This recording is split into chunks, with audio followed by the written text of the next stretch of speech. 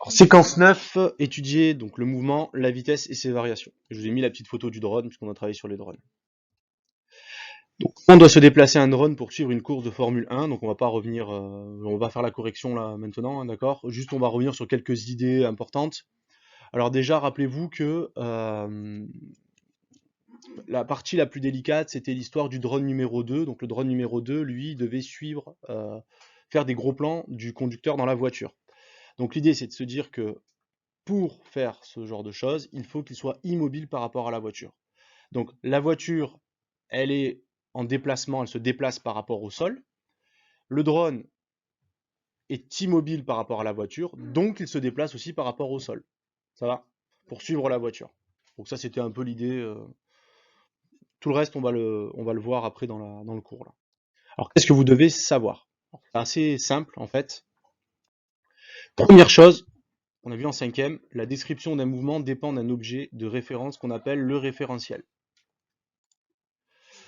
Donc voilà, la description d'un mouvement dépend d'un objet de référence appelé référentiel. Donc ça, c'est ce qu'on a vu en cinquième. On n'a pas le droit de dire un tel est en mouvement ou un tel est immobile. On dit un tel est en mouvement par rapport à quelque chose, un objet. Alors il y a un référentiel particulier qu'on utilise beaucoup, c'est le référentiel terrestre, c'est-à-dire tout objet immobile par rapport à la surface du sol. Ça peut être des choses posées sur le sol, je sais pas moi, un poteau, quelque chose comme ça, ou des objets immobiles par rapport au sol, mais qui ne touchent pas forcément le sol. Exemple, le projecteur, ou comme on a vu dans l'activité, le drone en vol stationnaire. Vol stationnaire, ça veut dire immobile par rapport au sol. Le drone ne touche pas le sol, pourtant il est immobile par rapport au sol, donc c'est aussi un référentiel terrestre. Deuxième chose qu'on a vu, c'est que la description d'un mouvement, quand on vous dit décrire un mouvement, si vous dites pas ça bouge pas, non, c'est très précis. Il faut donner une information sur ce qu'on appelle la trajectoire et une information sur ce qu'on appelle l'évolution de la vitesse. Donc, on va revenir plus en détail dans la partie ce qu'il faut savoir faire pour décrire les différentes trajectoires possibles, les différentes évolutions possibles de la vitesse. Bon, il y en a trois, hein, augmenter, diminuer, rester constant, hein, comme d'habitude, pour l'évolution des grandeurs. Et donc, on va voir comment on décrit un mouvement en prenant en compte ces paramètres-là. Dernière chose qu'il faut savoir, c'est que la vitesse d'un objet, à quoi ça correspond? Ça correspond en fait à la distance parcourue par ce dernier pendant une durée de référence. Je fais exprès de dire le mot durée plutôt que le mot de temps. Cette durée de référence, c'est souvent 1 heure, 1 seconde, 1 an, etc., etc. D'accord? Donc c'est toujours pareil, c'est comme quand on a fait la masse volumique, c'est comme quand on a fait la solubilité. La masse volumique, c'est la masse d'une espèce chimique pour un volume de référence. Vous voyez, il y a toujours quelque chose de référence qui vaut 1 en fait, une unité. Donc ici, c'est 1 heure, 1 seconde ou 1 an. Donc on va avoir par exemple des mètres par seconde, on peut avoir des kilomètres par heure, des kilomètres par seconde, on peut avoir des centimètres par an. Les plaques tectoniques qui bougent, elles bougent de l'ordre de quelques centimètres par an. Vous voyez, ça c'est une bonne unité adaptée au mouvement des plaques tectoniques.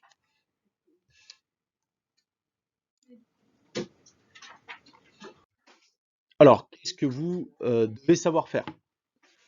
Alors, première chose, vous devez être capable de décrire le mouvement d'un objet par rapport à un référentiel, dans un référentiel. Alors, pour récapituler tout ça, j'ai mis un tableau. Donc là, il n'y a rien à recopier, vous regardez et vous concentrez sur ce qui se passe là, hein. Ici, j'ai mis la trajectoire. Donc dans cette ligne-là, on va avoir les 3 trajectoires possibles qui existent. Il n'y en a que 3. Et dans cette colonne-là, on va avoir l'évolution de la vitesse. Pareil, l'évolution de quelque chose, quand on dit l'évolution de quelque chose, d'une grandeur, euh, soit on augmente, soit on diminue, soit on reste constant. Donc pour les trajectoires, on va avoir la droite. Donc c'est-à-dire que la trajectoire, c'est une droite. Alors je vous rappelle ce que c'est que la trajectoire. La trajectoire, en fait, c'est la position successive occupée par votre objet dans l'espace, d'accord, à chaque instant. Donc soit votre trajectoire est une droite, soit c'est un cercle, soit c'est ni l'un ni l'autre, un mélange des deux, on appelle ça les courbes. D'accord? Le zigzag, ça n'existe pas, en fait. Un objet ne peut pas se déplacer en angle droit. D'accord? Si vous avez l'impression que c'est un angle droit, en fait, si vous zoomez, vous vous rendez compte que c'est une courbe très serrée, mais c'est pas un angle droit. D'accord? Il n'y a que la lumière qui arrive à se déplacer en angle droit. Sinon, mais bon, c'est pas de la matière, je crois. D'accord? Le reste, ça ne peut pas se déplacer en angle droit, c'est pas possible. Alors pour les évolutions de la vitesse, soit votre vitesse augmente, soit votre vitesse diminue, soit votre vitesse reste constante, ne varie pas. Et en fonction de ça, on va utiliser des adjectifs différents pour décrire le mouvement. Donc pour décrire un mouvement, il faut deux adjectifs. Un adjectif lié à la trajectoire, un adjectif lié à l'évolution de la vitesse. Donc si votre trajectoire est une droite, alors on va utiliser l'adjectif rectiligne. Donc le mouvement va être rectiligne. Si en plus la vitesse augmente, on va utiliser l'adjectif accéléré. Donc un objet dont la trajectoire est une droite et dont la vitesse augmente, on va dire qu'il a un mouvement rectiligne accéléré. Le mouvement est rectiligne accéléré. Cercle, on va utiliser l'adjectif circulaire. Donc pareil, la vitesse augmente, donc circulaire accéléré. Et pour une courbe, on va utiliser l'adjectif curviligne. Curviligne, curve, ça veut dire courbe en anglais. Donc curviligne, et là, donc ça augmente accéléré. Si maintenant, vous avez une droite, donc c'est toujours rectiligne, mais que la vitesse diminue, on va utiliser l'adjectif ralenti ou décéléré. Les deux sont possibles. Moi, j'ai mis ralenti, parce que peut-être vous le voyez plus souvent, mais décéléré, ça marche. Donc pareil, ici, on va voir circulaire ralenti, curviligne ralenti. Enfin, la vitesse reste constante, bon, la trajectoire est toujours une droite. On va utiliser un adjectif qu'il faut vraiment retenir, celui-là, parce que souvent vous dites autre chose, c'est le terme uniforme. D'accord? Uniforme. Un peu la même idée que homogène, si vous voulez. Hein. Donc on va dire rectiligne uniforme, circulaire uniforme et curviligne uniforme. Uniforme, c'est-à-dire que la vitesse ne varie pas. Voilà. Donc ce tableau, je ne vous demande pas de l'apprendre par cœur, ni de le recopier. Par contre, quand vous allez regarder la vidéo ou que vous allez regarder le PowerPoint que je mettrai, vous essayez de vous en souvenir. C'est en troisième, on reprendra tout ça en troisième. Voilà. Par contre, sachez qu'en seconde, en classe de seconde, ce tableau-là, là, enfin, ça, il faut le savoir. Hein. Voilà. Faudra le savoir à un moment donné. Donc après, le plus tôt vous l'apprenez, le mieux c'est. Voilà pour la description des mouvements. Ensuite, il y a toute la partie vitesse d'un objet. Donc, première chose qu'on a fait dans l'activité, c'est comment calculer la vitesse d'un objet dans un référentiel donné à partir d'un pointage. Donc, je reprends exprès l'exemple de l'activité. Donc, vous vous rappelez, le drone 2, le drone 1 qui est en vol stationnaire, il a pointé le centre de la voiture, par exemple. Il est en vol stationnaire, il pointe le centre de la voiture. Donc, un pointage, c'est quoi en fait? Ça peut se faire avec des logiciels. C'est en fait, on va prendre une vidéo. Et cette vidéo-là, on va la regarder image après image. Et entre chaque image, il y aura un temps précis. Par exemple, ici, c'est 0,5 secondes. Et donc, toutes les 0,5 secondes, on va pointer à l'aide d'un logiciel, par exemple, le centre d'un ballon de football. Ok? Et donc, au final, on va faire défiler toutes les 0,5 secondes, on va pointer, 0,5 secondes, on pointe, on pointe, on pointe. Et à la fin, une fois qu'on a enlevé la vidéo, on va se retrouver avec comme une sorte de schéma, quoi, avec des points comme ça qui se suivent. Ça représente, voilà, la trajectoire de votre objet, du centre de votre objet. Voilà. Ensuite, on va avoir une échelle, par exemple des carreaux, pour pouvoir faire des calculs de vitesse, voir si ça accélère, si ça diminue, tout ça. Tout. Donc, ce qui est très important de savoir dans les pointages, c'est qu'entre deux positions successives, entre deux points, il s'écoule toujours la même durée.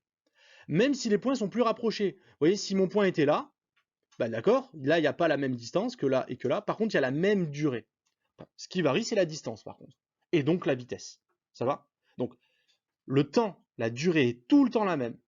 C'est un flash toutes les je sais pas combien de secondes, ou en général c'est plutôt des millisecondes ou des 0, quelque chose secondes. Par contre, la distance va varier. Et donc la vitesse peut varier à ce moment-là. Donc là on voit que à chaque pointage, donc tous les 0,5 secondes, la distance est la même. Donc c'est le mouvement rectiligne uniforme de l'activité. Donc la vitesse est la même tout le long. Un carreau, ça représente 5 minutes, et donc la durée entre deux prises de points, entre deux pointages, là, tac, tac, enfin deux prises de points, c'est 0,5 secondes. Donc comment calculer la vitesse? Donc la vitesse, je vous rappelle, c'est la distance parcourue par un temps de référence. Ici on a des secondes, donc on va prendre des mètres, donc on va avoir des mètres par seconde. Donc d'abord il faut trouver la distance parcourue. Donc on voit que votre objet là, votre voiture, elle avait parcouru 30 mètres.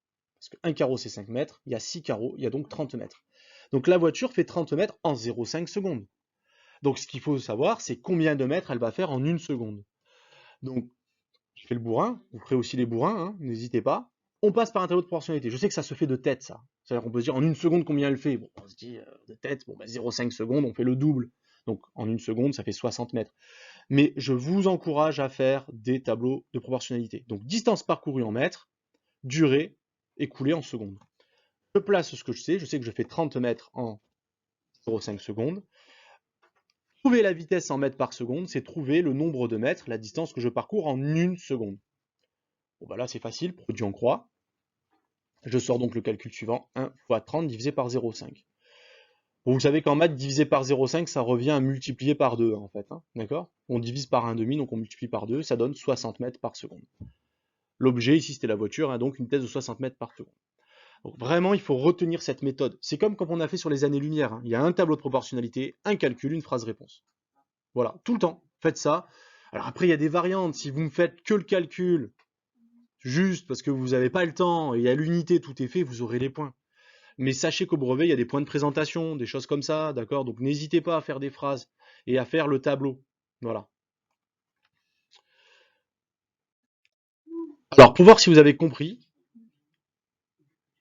vous devez être capable de calculer des vitesses, des distances parcourues, des durées de parcours pour un objet. D'accord? Souvent, on va vous donner la vitesse et la distance, vous trouvez la durée. On vous donne la durée, la distance, vous trouvez la vitesse. Ou on vous donne la vitesse, la durée, vous trouvez la distance. C'est toujours pareil. Il y a toujours deux qui. C'est comme avec la masse volumique ou avec la solubilité, on vous donne deux grandeurs, il faut trouver la troisième. Donc, premier cas que vous allez faire seul, en utilisant la même méthode que précédemment. D'accord? C'est-à-dire tableau, calcul, phrase, réponse. Vous allez un peu bosser là. Un objet parcourt 200 km en 4 heures, calculez-moi sa vitesse. Par contre, je sais que ça peut être simple de faire ça de tête. Vous me faites un tableau, même à main levée, un calcul et une phrase réponse. Allez, je vous laisse faire ça. Alors, le tableau de proportionnalité, pareil, distance parcourue. Alors là, j'ai des kilomètres, donc je mets des kilomètres. Ici, j'ai des heures, donc je mets des heures. Donc je peux placer le 200. Je peux placer le 4, du 4 heures. Voilà. Vous devez être capable de traduire ça dans un tableau, de passer de ça à un tableau. Après, la petite subtilité, c'est là, voilà, je cherche la vitesse. Il me manque une donnée quelque part là. D'accord? Rappelez-vous, dans un tableau de proportionnalité, sur les 4 cases, il m'en faut 3. Si j'ai pas 3, je peux pas. Donc là, l'idée, c'est de se dire, voilà, j'ai des kilomètres, j'ai des heures, donc j'aurai une vitesse en kilomètres par heure. Par heure, ça veut dire pour 1 heure. Donc je cherche la distance parcouru pour 1 heure. Produit en croix, j'ai donc 1 fois 200 divisé par 4 et ça me fait 50 km par heure. Alors j'ai mis une unité là, je suis pas obligé de la mettre, par contre si vous la mettez pas là, il faut la mettre dans la phrase réponse. Alors moi j'ai fait les deux, hein. Mais bon, ici c'est facultatif, c'est surtout là qu'il faut. Voilà. N'oubliez pas de mettre les unités, ça c'est un réflexe. En science, dès que vous écrivez quelque chose, vous réfléchissez s'il y a une unité ou pas. La plupart du temps, il y en a une, donc il faut réfléchir. Parce que parfois ça fait des points en moins. Hein. Là les troisièmes, sur un exercice à 3 points, vous oubliez l'unité, perdez 1 point, ça fait un tiers des points. Hein. Donc c'est beaucoup. Et la joie n'est pas terminée. Pareil, avec un tableau, avec un petit calcul et une petite phrase réponse. L'objet, maintenant, il possède une vitesse de 20 mètres par seconde. Calculez la distance qu'il parcourt en 6 secondes. Ça peut se faire de tête. Mais comme je suis méchant, je vous demande tableau. Allez.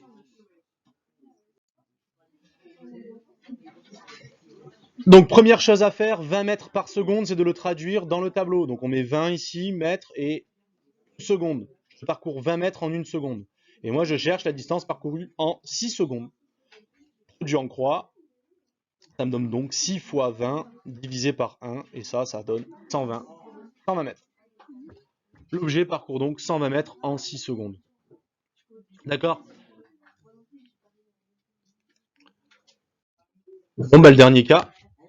Allez, après, c'est bon, vous allez manger. Un objet parcourt 360 km à la vitesse de 60 km par heure. Calculez la durée de son parcours ou de son trajet. Voilà, c'est le troisième cas de figure. Comme ça, on fait les 3 cas de figure et vous êtes tranquille. Vous saurez que lors de l'éval, qui aura lieu, alors, je sais pas si je la fais la semaine prochaine, on verra. Bon, je vous le dirai, il y aura forcément un des 3 cas de figure. Bon, vous l'aurez la semaine d'après alors, si vous avez déjà une éval. Alors, toujours pareil, on fait le tableau de proportionnalité. Donc ici, on a des kilomètres par heure, donc kilomètres et des heures. Je parcours donc 60 km en 1 heure et je cherche donc la durée d'un parcours de 360 km. Produit en croix. 1 fois 360 divisé par 60, ça me donne donc 6 heures. L'objet a parcouru l'objet a parcouru. Le parcours de l'objet dure donc 6 heures. Voilà la durée du parcours, 6 heures.